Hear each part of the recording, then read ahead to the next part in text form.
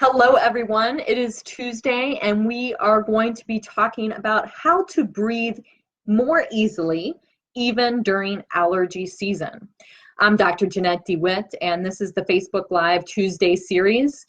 I am a physical therapist, an athletic trainer, and a fitness coach, and I welcome you to learning how to breathe more easily. First thing we want to talk about today is your breathing muscles. So a little education about your inspiration muscles, that's breathing in, and your expiratory muscles, breathing out. You have primary inspiratory muscles that you use during normal breathing. And this is going to be your diaphragm and your external intercostals. So your muscles in your abs, the side oblique muscle, or excuse me, I misquoted that. External intercostals are the muscles between your rib cage. Then you have secondary inspiratory muscles that you use during heavy breathing. These are your scalenes, which are going to be in this little triangular space here. Your sternocleidomastoid, which is going to be this muscle that kind of pops out when you turn your head. And your pectoralis minor, which is a chest muscle.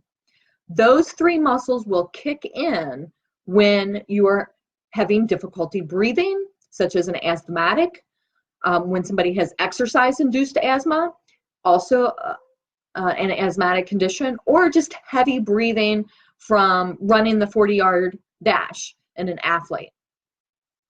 So all of those, the primary muscles are going to be used during normal breathing. The secondary muscles will be used during heavy breathing. And this is inspiration, or breathing in, trying to get air into the lungs.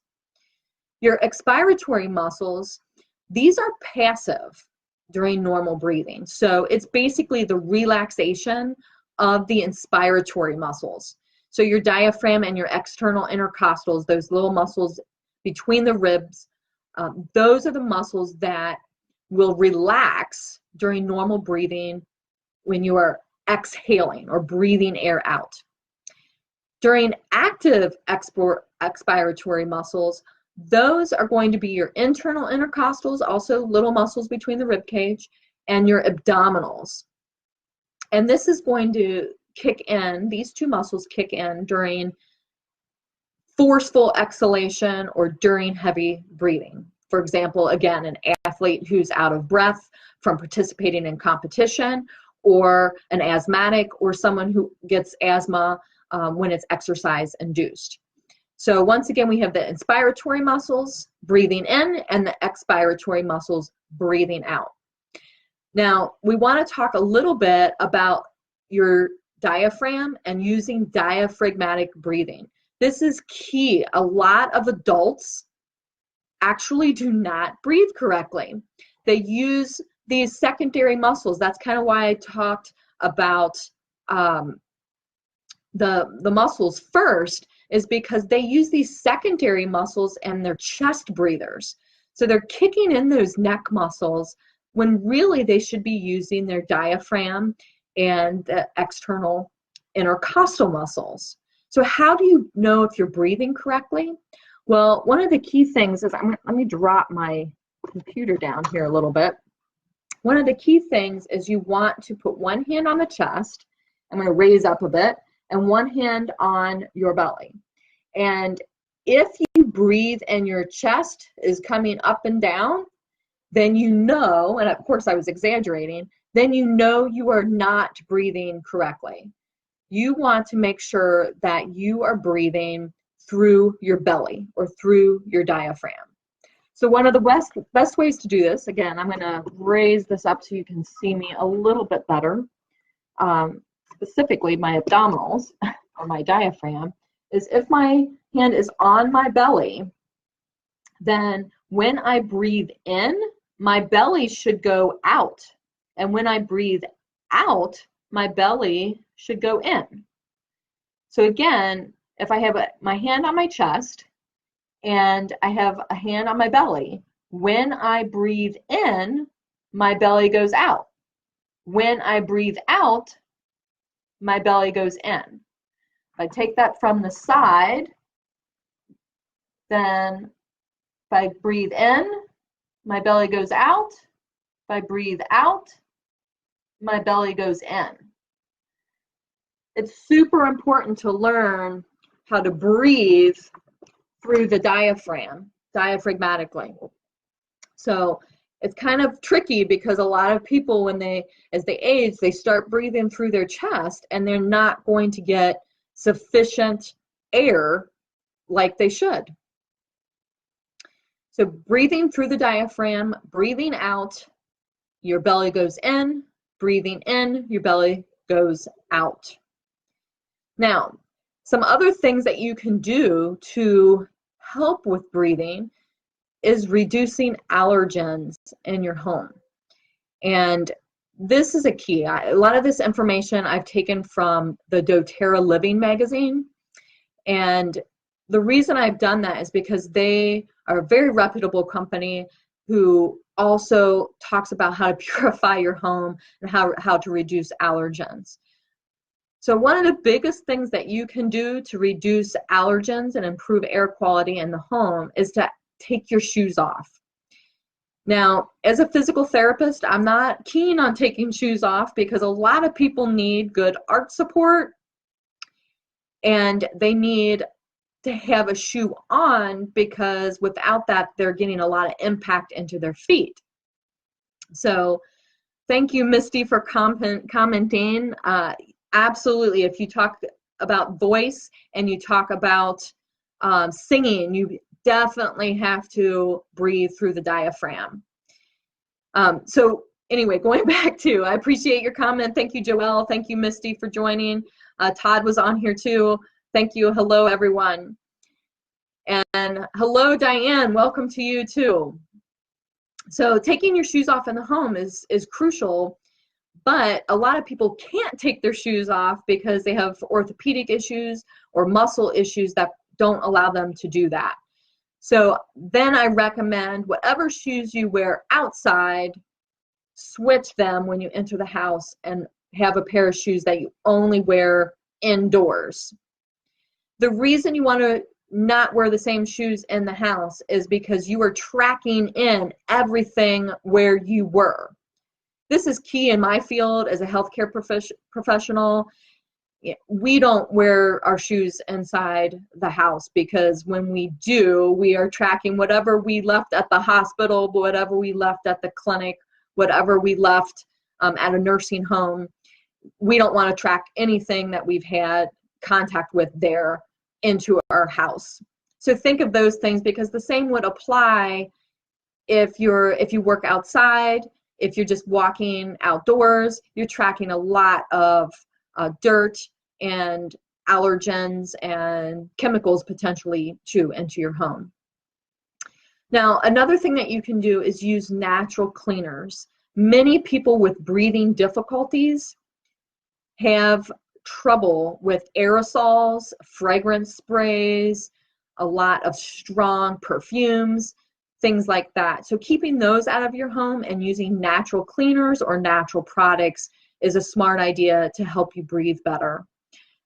I like to say natural cleaners can be as simple as baking soda, vinegar. Obviously, don't combine those two unless you're cleaning your drains. Rubbing on alcohol is a great one to clean with. Really helps clean the chrome on your sinks. Hydrogen peroxide is another one, and then doTERRA also offers an On Guard cleaner concentrate that has natural purifying essential oils that are non-toxic.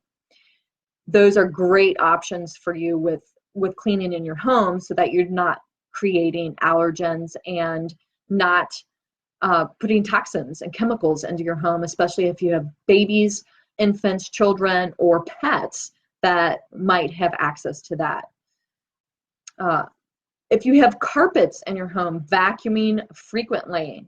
It's normal to have dust bites in your home, but they do trap bacteria and can create unpleasant smells. Vacuuming regularly will reduce the presence of dust mites and prolong the life of your carpet, Plus, it gets you a little bit of a workout too because you're vacuuming. My only caution is when you vacuum, make sure you walk with your vacuum cleaner instead of sawing with your vacuum cleaner. There's no saw on the vacuum cleaner, but I see a lot of people, you know, doing this with their vacuum. Just walk with your vacuum cleaner and it'll be a lot safer. Every 3 months, another tip would be is to change your air filter. And if you have pets, you may want to change your air filter more frequently. Changing the air filter will reduce dust mites and bacteria in your home. Another option that you have is diffusing different essential oils that help to purify the air. So doTERRA offers many essential oils that do this. Purify, On Guard, juniper berry, lemon, lime, and melaleuca are some of the best ones that they recommend for cleansing properties and for ridding your home of allergens and toxins. Another recommendation is using houseplants. There are specific houseplants that help to improve the air quality in your home and reduce allergens. The peace lily helps to reduce mildew, so it's a great one to put into bathrooms. Eucalyptus has tannins in its leaves, and those leaves help promote feelings of clean breathing and relaxation. English ivy helps to clear the air of airborne fecal matter. Yes, I did just say fecal matter. So if you have pets, English ivy is perfect for that. And Boston fern acts as a natural humidifier. You want to have some moisture in the air. Dry air is not so pleasant for people with breathing difficulties, but moist or humid air is often easier to breathe in. So having a natural humidifier in a Boston fern can be helpful for people who suffer from dry skin and have difficulty with breathing as well. The spider plant is also a great plant because it rids the house of mold and dust, allergens, and it also helps to absorb like formaldehyde and carbon monoxide, all of which nobody wants that in their home. So those are some 5 plants that you can use to kind of strategically placed around the home to reduce allergens in your home. I'll say those again. Peace lily, eucalyptus, English ivy, Boston fern, and the spider plant. Now, also we talked about essential oils and diffusing them, and there are some specific essential oils that can support your respiratory system. And doTERRA has a really good blog about this, so most of this information I also took from them. And the reason that I suggest this is because there's actually research that's backing this up. There's growing evidence that monoterpenes such as, I'm going to get kind of technical here, D-limonene, 1,8-cineol, and alpha-pinene can help support respiratory health as part of a healthy lifestyle. D-limonene is found as a major constituent in citrus oils, and 1,8-cineol can be found in eucalyptus and cardamom essential oils, and alpha-pinene forms the foundation of frankincense and juniper berry essential oils. So try using these oils in your home as a favorite regimen to support respiratory health. I'll say those again. Any of the citrus oils, remember we mentioned lemon and lime earlier, but also eucalyptus, cardamom, frankincense, and juniper berry. I hope this has been helpful and you've learned how to breathe correctly through your diaphragm. You've learned how to use natural cleansers, taking your shoes off, vacuuming frequently, changing your air filter, and using essential oils to help with reducing allergens in the home, as well as improving your or supporting your respiratory system. If you have questions that are specific, please feel free to post those into the chat below, or go ahead and you can contact me directly at Jeanette@dewittptwellness.com, or you can call me at 842-2220. Thank you so much for joining me today. I hope that you breathe a little bit more easily now that you have some great information, and I hope you enjoy the rest of your day. Thank you so much.